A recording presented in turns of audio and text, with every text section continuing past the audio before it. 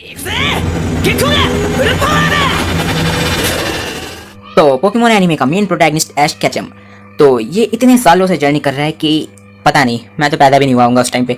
23 years बीत चुके हैं। इतना ज़्यादा वक्त, इतने सालों में ऐश 7 सीरीज कंप्लीट कर चुका है और 8 रीजन्स में ट्रैवल कर चुका है। तो इतने वक्त के साथ साथ ऐश की पर्सनैलिटी बहुत चेंज होती रही है। तो आज हम देखने वाले हैं एवोल्यूशन ऑफ ऐश केचम। तो हम देखने वाले हैं अपने फेवरेट कैरेक्टर का एवोल्यूशन, कि उसने थ्रू आउट द सीरीज अलग अलग सीरीज में क्या क्या नया सीखा, और उसके बाद क्या जो अब का ऐश है वो क्या परफेक्ट ऐश है पोकेमोन जर्नीज वाला। तो लेट्स बिगिन। तो यहीं से सारी चीजें स्टार्ट हुई थी। ऐश 10 साल का हुआ, अपनी पोकेमोन जर्नी पे निकला, और इस टाइम तक ऐश बिल्कुल नया ट्रेनर था और इसे पोकेमोन पकड़ना नहीं आता था, पोकेमोन के टाइप मैचअप्स के बारे में पता था और बहुत ही ज़्यादा कमज़ोर था। और ऐश ने अपने most of the Pokemon gym batches ऐसे ही जीत लिए, जिम लीडर को इम्प्रेस करके, और इसीलिए इसके पास बिल्कुल भी बैटल एक्सपीरियंस नहीं था। सारे बैटल तो इसने सिर्फ और सिर्फ टीम रॉकेट के खिलाफ ही किए थे और उन्हें उड़ा दिया। और इसके पास एक ताकतवर चाइज़ार्ड था, पर वो इसकी बात नहीं मानता था। और पोकेमोन लीग के भी इसने मैचेस लक बाय चांस जीत लिए, क्रैबी को यूज़ करके, जैसा कहा लक बाय चांस। पर फिर जब ऐश का मुकाबला रिची से हुआ, तब उसे जाकर पता चला कि अभी तो भाई मैं ट्रेनर का टी भी नहीं बना हूँ, क्योंकि पोकेमोन बात नहीं मानता और उतने स्ट्रॉन्ग भी नहीं है। और इंडिगो लीग में ओरिजिनली ऐश बिल्कुल भी क्वालिफाइड नहीं था यहाँ पे आने लायक, लेकिन फिर भी यहाँ आया, तो यही होना था एंडिंग में। फिर ऐश ने ऑरेंज एडवेंचर्स किए और वहाँ पर ऐश ने जिम चैलेंजेस लेकर अपने पोकेमोन्स को समझा, और उसके बाद इस जगह पर ऐश का चाइज़ार्ड भी ऐश की बात मानने लग गया। तो ऐश खुश।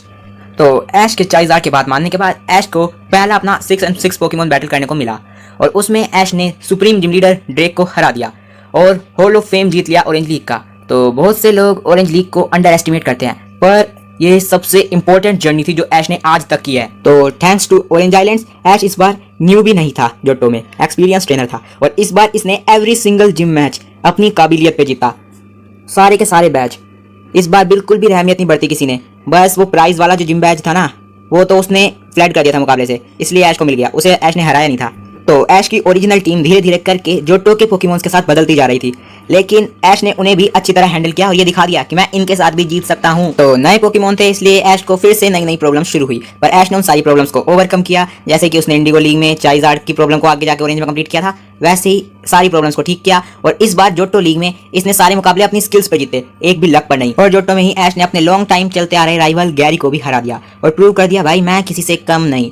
और ऐश की स्किल्स काफी आगे जा चुकी थी, और इसी के साथ ओरिजिनल सीरीज खत्म हो गई। तो ये अब तक की सबसे लंबी सीरीज थी जो 3 रीजन्स तक चली, कैंटो, ऑरेंज एंड जोटो।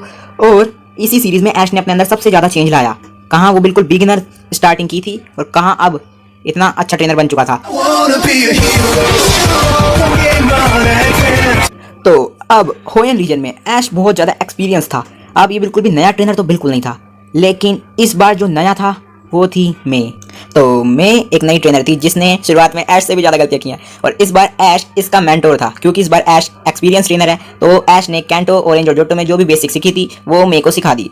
तो ऐश काफ़ी अच्छा रोल निभा रहा था वैसे इस सीरीज़ में। तो इस सीरीज़ में ऐश ने अपने पोकेमॉन्स के साथ ट्रेनिंग करनी काफ़ी ज़्यादा शुरू कर दी थी, और उन्हें नए नए अटैक सिखाना, जैसे कि आयरन टेल, या फिर ले लो बुलेट सीड अटैक, और या फिर ले लो स्वेलो का एरियलेज। तो ये देखकर काफी अच्छा लग रहा था कि ऐश की भाई ट्रेनर के रूप में ग्रोथ हो रही है। तो होयन रीजन में ऐश मुकाबले जीतता जा रहा था।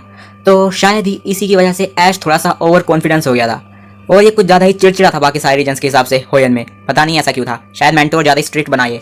तो ऐश पहली बार एक कॉन्फिडेंट ट्रेनर बना था, और इसका हमें क्या नतीजा मिला? हमें मिला ये नतीजा, देखो। It would have been better to have more of a challenge. I just know that no matter who I go up against, it's pretty likely that I'll win. And maybe I'll find a real opponent one of these days. तो ये confident trainer बनना ऐश के लिए बहुत गलत हुआ, क्योंकि इसने ब्रोक से एडवाइस लेनी छोड़ दी, और साथ ही साथ ये बहुत से मुकाबले हारा भी अपने ओवर कॉन्फिडेंस की वजह से। जैसे कि मेन एग्जांपल लें तो ब्रोली और ड्रेक एलीट फोर से, इन दोनों से ये सिर्फ और सिर्फ अपने ओवर कॉन्फिडेंस की वजह से हारा था।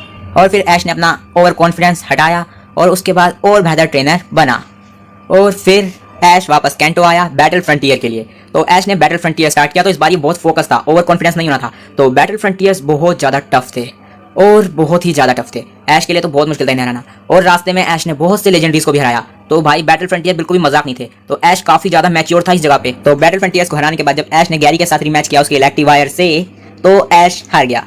और उसके बाद ऐश ने सोचा ये सारे बैटल फ्रंटियर सिंबल्स जीतने का फ़ायदा क्या हुआ, मैं जीता ही नहीं। तो ऐश को पता चल गया कि दुनिया भाई बहुत बड़ी है, और जितना भी ताकतवर बन लो, कोई ना कोई तुमसे भी ताकतवर रहेगा ही रहेगा, ये बात तो कंफर्म है। तो ये लेसन लेने के बाद जब ऐश शिनो के लिए निकला तो ये और बेहतर ट्रेनर था। तो ऐश ने अपनी जर्नी फिर से मैच्योर ट्रेनर की तरह स्टार्ट की, पर इस बार ये ओवर कॉन्फिडेंस थोड़ा सा कम था और ये बुरा भी नहीं मानता था अगर सामने वाला ट्रेनर इससे ज़्यादा स्ट्रॉन्ग हो या नहीं, बस ओपन ही लेता रहा उसे। गैरी को छोड़ के, गैरी से तो हमेशा ही चिड़ेगा। तो होयन रीजन के ऐश ने कभी भी मे से सलाह नहीं ली क्योंकि वो एक नई ट्रेनर थी, लेकिन शिनो रीजन का ऐश जो था ना, इसने डॉन से बहुत सी चीज़ें सीखी, बहुत सी चीज़ें उसे सिखाई और उसका मेंटोर तो ये था ही, लेकिन दोनों की ग्रोथ एक साथ हुई है। शिनो रीजन में ऑलमोस्ट ऐश के कंपेनियंस बराबरी के थे। तो शिनो के ऐश ने 3 बैजेस डॉन की हेल्प के साथ जीते। अगर कॉन्टेस्ट मूव यूज नहीं करता तो ऐश नहीं जीत पाता। ऐश ने बहुत सी चीजें बनाई जैसे कि फ्रीकिंग एनर्जी बॉल, उसके बाद डॉन की रोटेशंस को यूज करके ही ऐश ने पहला बैच जीता इस रीजन का।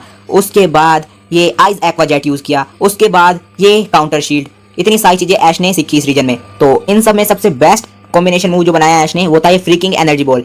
ये बिल्कुल ओवर ग्रो एबिलिटी की तरह काम करता था, इसलिए शिनो रीजन का ऐश बिल्कुल भी जोक नहीं था। इसने यहाँ तक कि अपने राइवल पोल से भी बहुत कुछ सीखा और पोल का तो भाई बहुत ही इंपॉर्टेंट रोल था शिनो आर्क्स में। तो पोल भी ऐश जितना ही एक्सपीरियंस ट्रेनर था। कैंटो, जोटो, होयन तीनों लीग्स में भाग ले चुका था, लेकिन सिर्फ इसमें अगर कुछ अलग था तो पावर बढ़ाने का तरीका अलग था इसका।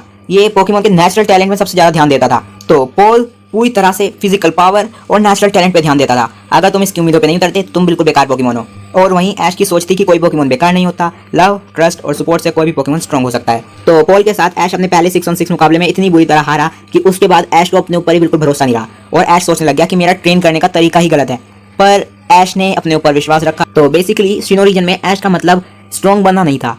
शिनो में ऐश का ओरिजिनल मतलब था सीखना, सिखाना और पोल को ये साबित करना कि मेरा पोकेमॉन को ट्रेन करने का तरीका उसके से ज़्यादा अच्छा है। तो ऐश ने शिनो में काफ़ी अच्छी पोजीशन पाई और उसके बाद ये भी बात देख लो कि पोल ने और ऐश ने एक दूसरे की स्ट्रेटेजीज देख देख कर यूज़ किया और एंड में दोनों ने एक दूसरे को बेहतर ट्रेनर बनने में मदद की और उसके बाद दोनों चले गए अपने अपने रास्ते। तो यूनोवा सीरीज से ये रूमर फैलनी शुरू हो गई कि पोकेमॉन रिबूट हो चुका है, क्योंकि ये ऐश बिल्कुल इडियट बन चुका था फिर से और सब कुछ भूल चुका था सब कुछ। लेकिन ये वो ऐश ही था, क्योंकि यहाँ पे चाइज़ार्ड का कमबैक हुआ, पुराने फ्लैशबैक दिखे, बटरफ्री के फ्लैशबैक दिखे और ऐश के सारे पुराने पोकेमॉन भी वापस दिखे और ये बिल्कुल पहले सीजन की तरह ही एंड भी हुआ। तो ये लगता है ना सस्ती कॉपी है सीजन 1 की। तो ऐश को इतना बेवकूफ़ बनाने की मैं बताऊँ एक सिंपल सी वजह है जिस वजह से ऐश इतना बेवकूफ़ बन गया सीरीज में, और वो वजह है फॉरगेट।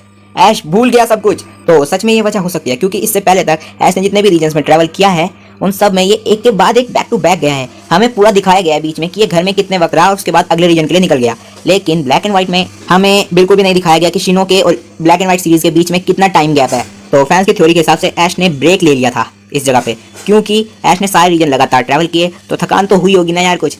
तो सोचा उसने थोड़े वक्त के लिए पोकेमॉन ट्रेनिंग से छुट्टी ले लूँ और उस छुट्टी में वो सब भूल गया और उसके बाद यूनोवा आ गया। तो ये थ्योरी सही भी हो सकती है क्योंकि यूनोवा में भी ऐश सिर्फ घूमने के लिए ही जा रहा था, लेकिन वहाँ पर उसने देखा कि कितने सारे नए पोकेमॉन हैं, लीग है, तो ऐश ने वहाँ पर ट्रैवल करने की ठान ली। तो ये थ्योरी सही हो सकती है और इसी वजह से ऐश यूनोवा रीजन की स्टार्टिंग में इतना ज़्यादा बड़ा वाला बेवकूफ़ था।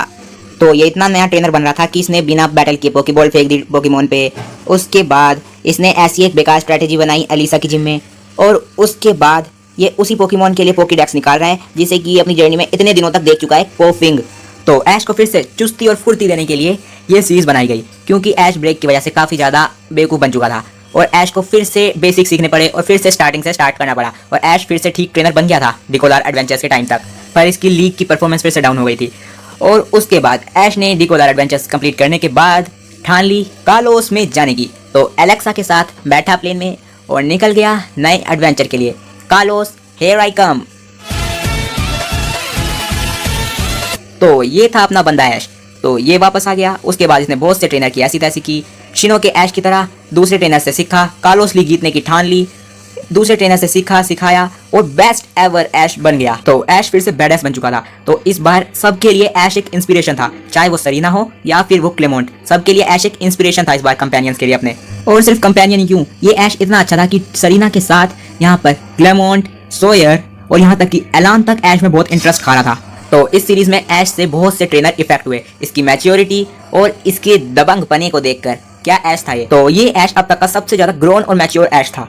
और इस बार जो इसने चीज सीखी वो थी विनिंग इजंट एवरीथिंग, जीतना ही सब कुछ नहीं होता। यही रामोस चौथे जिम लीडर ने इसको सिखाया था कुमरीन जिम में कि अगर तुम जीते नहीं तो क्या होगा, क्योंकि इस रीजन का ऐश ज़्यादातर सिर्फ और सिर्फ जीतने पर ही फोकस कर रहा था और इस जीतने के ऊपर फोकस पे ही इससे बहुत सारी गलतियां हो जा रही थी। जैसे कि इसने कोरिना से लड़ने के लिए टियर्नो का डांसिंग स्टाइल यूज़ करने की सोची थी, पर इसके ऊपर वो काम नहीं किया क्योंकि इसका वो स्टाइल नहीं है और ये फिर से जिम बैटल्स के लिए बहुत ज़्यादा उत्सुक हो चुका था और इसने सबसे ज़्यादा प्रेशर ग्रेनिंजा पे डाला था और ऐश ग्रेनिंजा पर ज़्यादा ही निर्भर हो गया था क्योंकि इसने कार्लोस रीजन के प्रीलिमिनरी राउंड तक में ग्रेनिंजा का यूज़ किया जो कि फाइनल्स में यूज़ होने वाला पोकेमोन है। तो ग्रेनिंजा के ऊपर इतने प्रेशर से उसका बैटल बॉन्ड इंटरप्ट हो रहा था, जिस वजह से वो सोयर से हार गया और उसके बाद जिम लीडर वुल्फ्रीक से भी हार गया और उसके बाद ऐश हो गया डिप्रेस, जिससे लकीली ऐश ने अपनी डिप्रेशन और सारी वीकनेसेस ओवरकम कर ली और उसके बाद फाइनल्स में तो भाई कमाल हो गया और ऐश ने अपने आज तक के सबसे स्ट्रॉन्ग राइवल से मुकाबला किया या फिर चंडाल चौकड़ी मचा दी, कुछ भी कहो, ये सबसे अच्छा बैटल था भाई। तो फिर से यूनोवा जैसी सिचुएशन आ गई थी, ऐश एनिमेशन और पर्सनैलिटी में बहुत चेंज हो गया, तो क्या करते हम इसका यार। और फिर पोकेमोन में कॉमेडी सीन्स तो हमेशा से ही रहे हैं, लेकिन इस सीरीज में कॉमेडी सीन्स को बहुत ज़्यादा बढ़ा दिया गया। तो ये ऐश भी रिबूट वर्जन नहीं था क्योंकि इस ऐश ने पहले एपिसोड में ही कहा था कि इसने पूरा का पूरा ग्रुप पकड़ रखा है टोरोसिस का और हमने बहुत से पुराने पोकेमोन देखे हैं, ऐश के पुराने दोस्त ब्रोक और मिस्टी तक को देखा और बहुत सारे ओरिजिनल जर्नीज के फ्लैशबैक्स भी देखे। तो बहुत से लोग सोचते हैं कि ऐश सन एंड मून में भी बिल्कुल बेवकूफ़ बन गया था यूनोवा की तरह, पर नहीं, ये बेवकूफ़ था लेकिन मुकाबलों के तौर पे ये सीरियस हो जाता था कार्लोस के ऐश की तरह। तो ये ऐश बहुत ही मस्त था। इसमें भी जैसे शिनो के बाद हमें ट्रांजिशन नहीं दिखाया गया कि ये अलोला में कैसे आया ऐश, तो हमें इसमें भी नहीं दिखाया गया, इसलिए हमें पता ही नहीं है कि कार्लोस के कितने वक्त बाद की सीरीज़ है ये, इसीलिए हम टाइम गैप नहीं बता सकते। और इसमें भी ऐश के साथ कुछ गड़बड़ हुई है बीच में ही, जिससे वो इतना ज़्यादा फनी बन गया, पता नहीं कैसे। तो सिर्फ और सिर्फ ऐश के कार्लोस एक्सपीरियंस की वजह से ऐश ने इस जर्नी के स्टार्टिंग में ही बहुत ज़्यादा स्ट्रॉन्ग था और इस सब की वजह से ये चैंपियन भी बन गया। तो ऐश ने कार्लोस में सीखा था कि जीतना सब कुछ नहीं होता, इसीलिए ये अलोला में आराम से मज़े कर पाया। तो अलोला में ऐश एंजॉय करा था, क्लास में पोकेमॉन्स के बारे में नई नई चीज़ें सीख रहा था, यहाँ पे जिम लीडर होते नहीं है तो आइलैंड कहूना बैटल्स कर रहा था। तो एक्सपीरियंस तो यहाँ पे भी ऐश का बहुत ज़्यादा बढ़ता जा रहा था और ऐश के पोकेमॉन भी काफ़ी ज़्यादा अच्छे ही थे इस रीजन में। तो ऐश अलोला में बहुत मज़े कर रहा है और ऐश पहली बार अलोला रीजन के लोगों के साथ सबसे ज़्यादा कनेक्ट हो पाया, जितना वो पहले कभी नहीं हुआ, एक्सेप्ट ग्रेनिंजा के साथ तो ये सबसे तगड़ा कनेक्ट हुआ है। और इस सब की वजह से ही ऐश को अलोला से जाते हुए बहुत ज़्यादा दुख हुआ क्योंकि ये ऐश का दूसरा घर बन गया था। तो लोगों के साथ अच्छी दोस्ती, यहाँ तक कि अलोलन फैमिली और पोकेमॉन्स के साथ रहना मिलना, और ऐश ने यहाँ पे अपनी लाइफ को एंजॉय करना और सब कुछ सीख लिया था और इसीलिए आखिर में जाके लीग जीत गया। तो लाइफ को एंजॉय करना ऐश ने यही सीखा और उसके बाद इसे पता चल गया कि पोकेमॉन मास्टर बनने के लिए इतना ही काफ़ी नहीं है और बहुत कुछ करना है। तो आ गए हम लेटेस्ट ऐश पे। तो ये ऐश भी रिबूट नहीं है क्योंकि इसके पास ऐश की पुरानी सारी अचीवमेंट्स रखी है, तो ये उन सब के आगे का ही है। और ये ऐश पूरे वर्ल्ड घूमने वाला है, जैसे कि इसने अलोला के एंड में कहा था, इसे नई फैमिली नए फ्रेंड्स बनाने हैं। और ये अभी प्रोफेसर साकुरागी का या प्रोफेसर क्रीज का असिस्टेंट है। तो ऐश ने कैंटो में बेसिक सीखी, जोटो में वो काफ़ी मैच्योर ट्रेनर हो चुका था। उसके बाद उसने होयन में सीखा कि ओवर कॉन्फिडेंस कभी नहीं होना, क्योंकि बैटल फ्रंटियर के एंड में वो गैरी से हार गया और उसे पता चल गया कि तुम कितने भी ताकतवर बन लो, तुमसे ताकतवर कोई ना कोई रहेगा। और उसके बाद शिनो में उसने सीखा दूसरों से सीखना, और उसके बाद उसने पोकेमॉन से प्यार, स्ट्रेंथ, ये सब निकालनी भी सीख ली शिनो में। और उसके बाद यूनोवा में थोड़ा सा बेवकूफ़ बन गया था, पर कार्लोस में ऐश सारी चीज़ें वापस ले आया और वहाँ पे उसने सीखा कि जीतना सब कुछ नहीं होता। अलोला में उसने रिलैक्स करना भी सीख लिया और लाइफ को एंजॉय करना भी सीख लिया। तो इतना कुछ सीखने के बाद वो लीग जीत गया और अब जो जर्नीज का ऐश चल रहा है ये कहें तो बिल्कुल परफेक्ट ऐश है। तो मिलेंगे अगली वीडियो में, जब तक के लिए बाय बाय, और चैनल पे नहीं हो तो सब्सक्राइब करके जाना।